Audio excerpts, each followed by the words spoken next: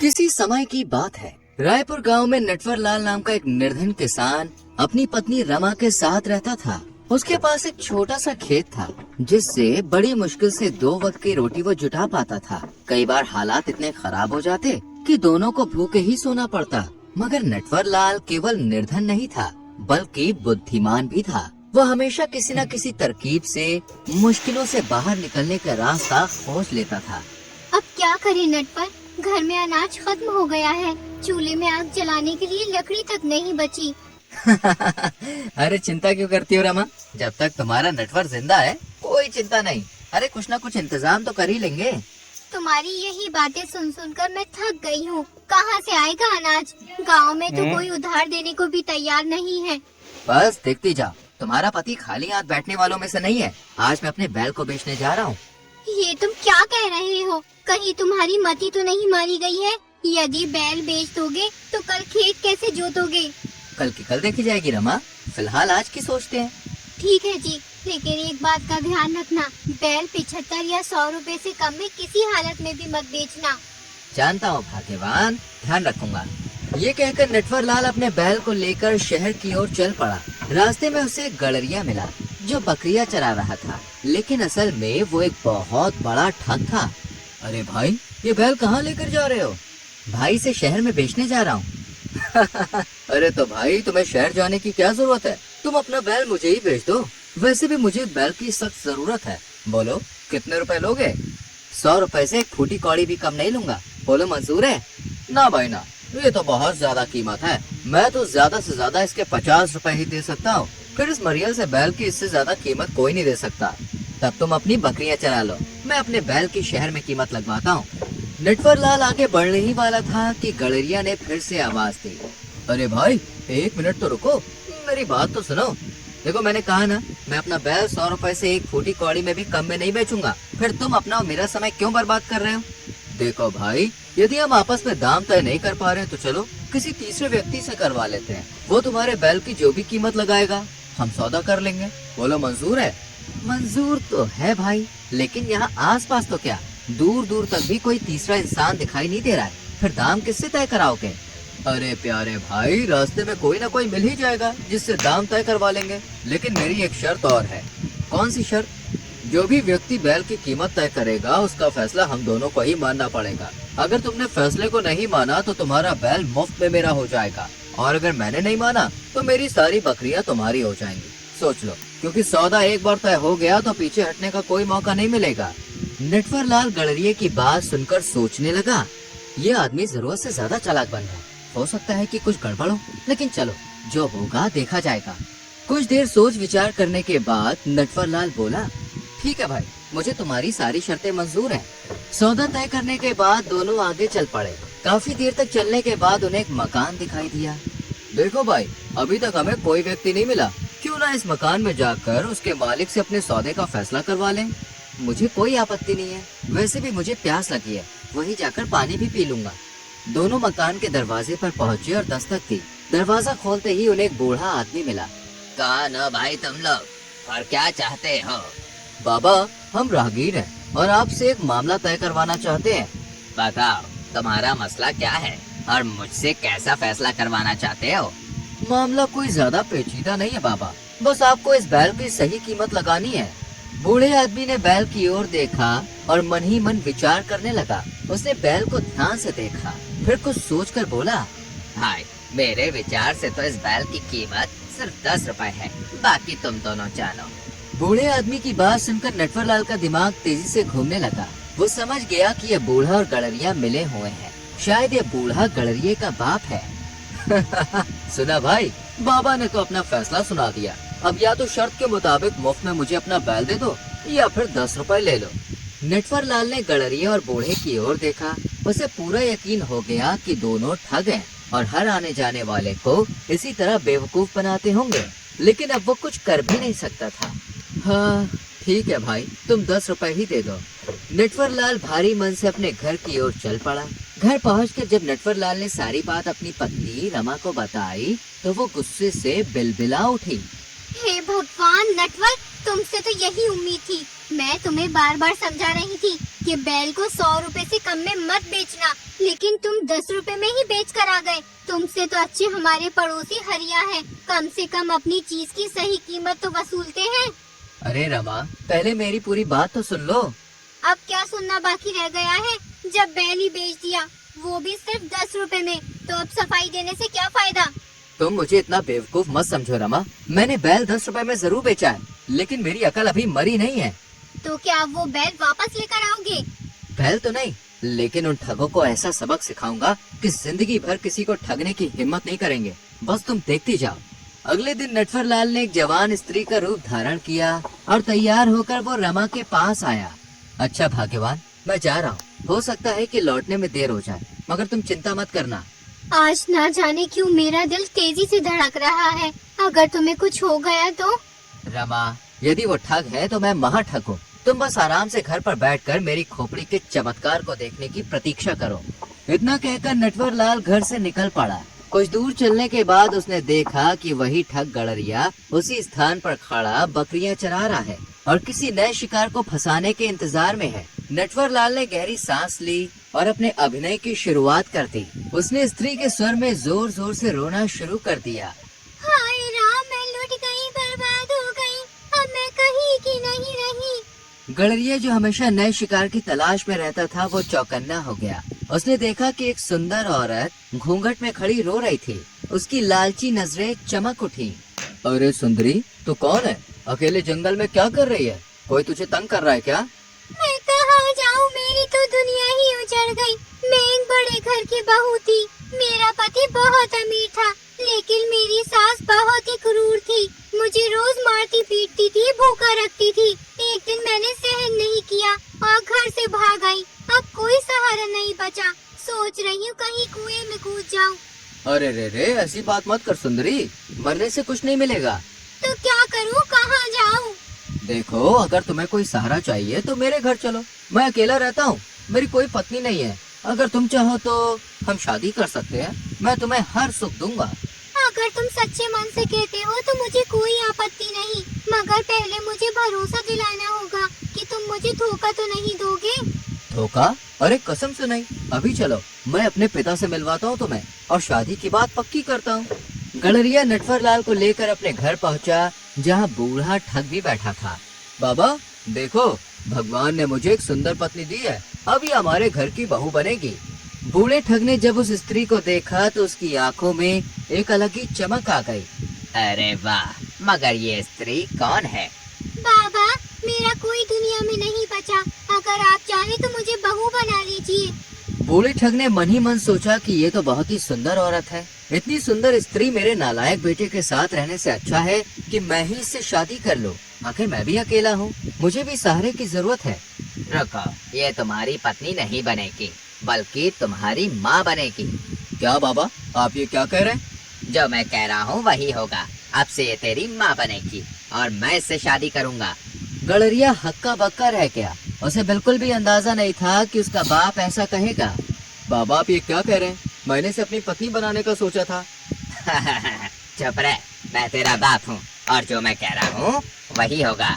अब नटवरलाल को यकीन हो गया कि दोनों ठग हैं और आपस में ही लड़ने लगे। उसने मन ही मन सोचा कि अब सही समय आ गया है इन दोनों को मजा चखाने का। जैसे ही गड़रिया घर से निकला, बूढ़ा ठग नटवरलाल की तरफ ललचाई नजरों से देखने लगा। अरे वाह, मेरा बेटा कितना चालाक था, जो तुम्हें अपनी पत्नी बनाना चाहता था। लेकिन सच कहूँ तो तुम्हारे जैसी सुंदर स्त्री को अपनी पत्नी बनाने का हक सिर्फ मुझ जैसे अनुभवी और धनवान इंसान को ही है। अरे हटिए, आप भी बस यूं ही मजाक कर रहे हैं। अरे नहीं, अब तुम मेरी पत्नी बनोगी। मैं तुम्हें सोने में तौल दूंगा। तुम्हें कभी भी किसी चीज की कमी नहीं होगी। मेरा बेटा तो ठगने के लिए इधर उधर घूमता रहेगा और हम दोनों मजे में रहेंगे। आओ, पहले तुम्हें अपनी संपत्ति दिखा दो। बूढ़ा ठग नटवरलाल को अपने घर के एक कोने में ले गया, जहाँ उसने अपना सारा खजाना छुपा रखा था। देखो, ये जो घास का ढेर दिखाई दे रहा है, इसके नीचे सोने के सिक्कों से भरा हुआ मटका रखा है और उधर गोबर के नीचे एक और मटका दबा है, जिसमें हीरे जवाहरात हैं। हे भगवान, आप तो सच में राजा निकले। और क्या, मैंने अपनी पूरी जिंदगी ठगी में गुजार दी, तभी तो इतना धन इकट्ठा किया है, लेकिन अब इसकी असली हकदार सिर्फ तुम हो मेरी रानी। अरे नहीं, पहले शादी करिए, फिर मैं आपकी संपत्ति की मालकिन बनूंगी। ठीक है, कल ही पंडित को बुलाकर शादी की तारीख पक्की करता हूँ। अब तो बस तुम्हारे दीदार करने की इच्छा हो रही है। जरा घूंघट हटाकर अपना चेहरा तो दिखा दो। अरे नहीं, मैं इतनी जल्दी अपना चेहरा नहीं दिखाने वाली। अगर आपने मुझे पसंद नहीं किया तो क्या होगा? बात तो सही कह रही हो। ठीक है, पहले शादी फिर दीदार। बूढ़ा ठग खुशी से सोचते हुए बिस्तर पर लेट गया। जैसे ही बूढ़े ठग के खर्राटे गूंजने लगे, नटवरलाल सोचने लगा, सो गया बुढ़ा, अब मुझे अपना काम करके निकल जाना चाहिए। शाम भी घेर आई है, इसलिए छुपकर घर पहुंचने में कोई असुविधा नहीं होगी। लेकिन इतना सारा धन लेकर मैं कैसे जाऊंगा? इतना सारा धन ले जाने के लिए तो किसी घोड़ा गाड़ी की जरूरत पड़ेगी, जबकि घोड़ा तो इनके पास है लेकिन गाड़ी नहीं है। नटवरलाल दबे पांव अंदर आया और सोचने लगा, आज सोने के सिक्कों से भरा हुआ मटका ही ले जाता हूँ, बाकी का धन कल ले जाऊंगा। उसने घास को हटाकर सोने से भरा मटका निकाला और घोड़े पर सवार होकर अपने घर की ओर चल दिया। घर पहुंचकर उसकी पत्नी बोली, अरे आप इतनी जल्दी कैसे लौट आए? ये मटका कहाँ से लाए? अरे भाग्यवान, खड़ी खड़ी क्या देख रही हो? जल्दी से दरवाजा बंद कर दो, अगर किसी की नजर पड़ गई तो सब किया कराया मिट्टी में मिल जाएगा। रमा ने झटपट दरवाजा बंद किया और दौड़कर नटवरलाल के पास पहुंची। इसी बीच नटवरलाल ने मटकी से कपड़ा हटा दिया। जैसे ही रमा की नजर मटके में चमकते सोने के सिक्कों पर पड़ी तो वो बिल्कुल हैरान रह गई। हे भगवान, सोने के इतने सारे सिक्के! अरे ये तो कुछ भी नहीं है, कुछ ही दिनों में देखना मैं और क्या क्या करता हूँ। लेकिन इतना सारा धन तुम्हें कहाँ से और कैसे मिला? रमा, ये उन ठगों का धन है जिन्होंने मुझे बैल के बदले केवल 10 रुपए दिए थे। अब देख, मैंने उन दोनों ठगों को उन्हीं की चाल में फंसा दिया है। सचमुच आप तो दिमाग के बड़े तेज निकले, लेकिन अगर उन्हें आपके बारे में पता चल गया तो वो हमें चैन से नहीं जीने देंगे। अरे भाग्यवान, उन्हें तो सपने में भी शक नहीं होगा कि ये काम मैंने किया है, लेकिन हमें सावधान रहना होगा। तुम ऐसा करो, इस मटके को किसी सुरक्षित स्थान पर छुपा दो। अजी, अब छिपाने की क्या जरूरत? कल से दिल खोल कर खर्च करेंगे, नए कपड़े बनवाएंगे और जरूरत की सारी चीजें खरीदेंगे। बस बस भाग्यवान, ऐसे मूर्खता भरे विचार अपने दिल में भी मत लाना। यही तो वो सोच रहे होंगे कि जिसने भी धन चुराया होगा वो फिजूल खर्च जरूर करेगा। अगर हमने ज्यादा दिखावा किया तो वो हमें पकड़ लेंगे। रमा ने घबराकर सर हिलाया और तुरंत सोने से भरे मटके को छुपाने में जुट गई। ठीक है, तुम मटका सुरक्षित रखो, तब तक मैं इस घोड़े को कहीं दूर छोड़कर आता हूँ ताकि कोई हमें घोड़े से पहचान ना सके। इतना कहकर नटवरलाल घर से बाहर निकला और घोड़े पर सवार होकर गांव के बाहर की ओर चल पड़ा। उधर बूढ़े ठग की आंखें काफी देर बाद खुली। बाहर घना अंधेरा छा चुका था। वो हड़बड़ाया और बोला, अरे कहाँ गई भाग्यवान? शायद नहा रही होगी। चलो अच्छा ही है, अब तो उसे अपना चेहरा दिखाना ही होगा। बूढ़ा ठग मुस्कुराता हुआ दूसरे कमरे में गया और आवाज लगाई, अरे भाग्यवान, कहाँ हो? जल्दी से आओ, अब और इंतजार नहीं हो रहा। अरे अपना मुखड़ा तो दिखाओ। लेकिन कोई जवाब नहीं आया। उसने चारों तरफ नजर दौड़ाई, तभी उसकी नजर कोने में पड़े स्त्री के कपड़ों पर पड़ी। उसका दिल तेजी से धड़कने लगा। हे भगवान, कहीं वो कोई पुरुष तो नहीं था? ये भयानक विचार आते ही बूढ़ा ठग पागलों की तरह अपनी छुपी हुई धन संपत्ति को देखने के लिए भागा। उसने पहले हीरे जवाहरात की पोटली को चेक किया, वो सही सलामत थे। फिर उस स्थान पर आ पहुंचा जहां सोने के सिक्कों से भरा मटका दबा हुआ था। उसने जल्दी से घास हटाई और मटके की जगह खाली देख सन रह गया। मैं लुट गया, बर्बाद हो गया। अब वो जरूर कोई ठग था जो स्त्री के भेष में मुझे मूर्ख बना गया।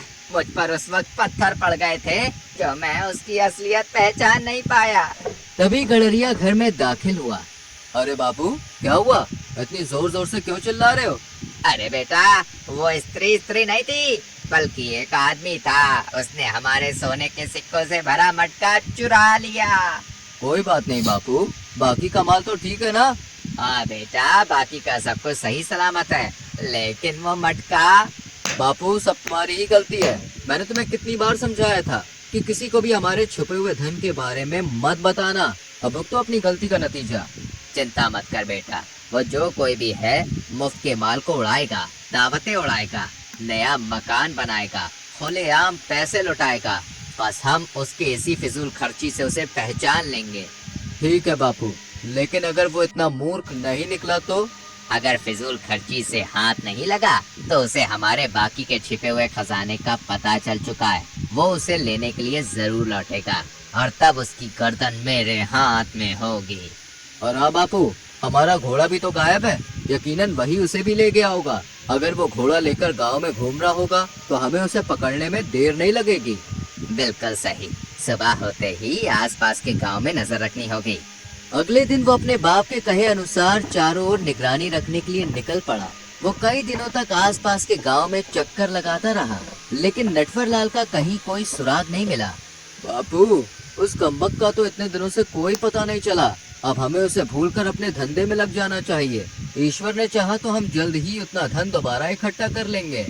ठीक है बेटा, अब तो सब्र ही करना होगा, लेकिन अगर वो दोबारा यहाँ आया तो मेरे हाथों से जिंदा नहीं बचेगा। बापू, मैं काम से बाहर जा रहा हूँ, सुबह तक लौटूंगा। और हाँ, मेरे पीछे से डाकू मंगल सिंह आए तो उसे जितने पैसों की जरूरत हो तुम दे देना। इतना कहकर ठग घर से चला गया, लेकिन उसे ये नहीं पता था कि उसकी ये बातें नटवरलाल भी सुन रहा था। नटवरलाल के होठों पर एक शातिर मुस्कान फैल गई। वाह, अब तो खेल और भी मजेदार हो गया। इस बार इस बूढ़े को पूरी तरह से बर्बाद करके ही जाऊंगा। नटवरलाल ने तुरंत अपना भेष बदला और डाकू मंगल सिंह का वेश धारण कर लिया। ओ चाचा, अरे ओ चाचा, दरवाजा खोलो। कौन है? मैं मंगल सिंह हूँ। आपके बेटे ने मेरे बारे में आपसे कुछ कहा होगा। ठहरो, अभी खोलता हूँ। जैसे ही बूढ़े ने दरवाजा खोला, नटवरलाल ने जोर से हंसते हुए कहा, अरे बुद्धू, तुझे लगा कि मैं डाकू मंगल सिंह हूँ? नहीं, मैं वही हूँ जो औरत का भेष बनाकर तुझे मूर्ख बना गया था। इतना सुनते ही बूढ़े ठग का चेहरा सफेद पड़ गया। वो कुछ समझ पाता इससे पहले ही नटवरलाल ने उसे धक्का देकर जमीन पर गिरा दिया और उसे मारने लगा। अरे भाई, मुझे छोड़ दो, जो ले जाना है ले जा, अब बस मेरी जान बख्श दे। अभी इतनी जल्दी छोड़ दूं? अरे तुझे ठगने में इतनी मेहनत लगी और तुझे इतनी आसानी से जाने दूं? नटवरलाल ने बूढ़े ठग की जमकर पिटाई की। वीराने में उसकी मदद के लिए कोई नहीं आया। थोड़ी ही देर में वो बेहोश हो गया। नटवरलाल ने जल्दी से गोबर के ढेर को हटाया और वहाँ दबे हुए हीरे जवाहरातों से भरा मटका निकाल लिया। अब तो इस घर में कुछ भी नहीं बचा। अब देखता हूँ यह बूढ़ा फिर से कैसे ठगी करता है। वो मटका उठाकर बाहर निकला और अपने घर की ओर चल पड़ा।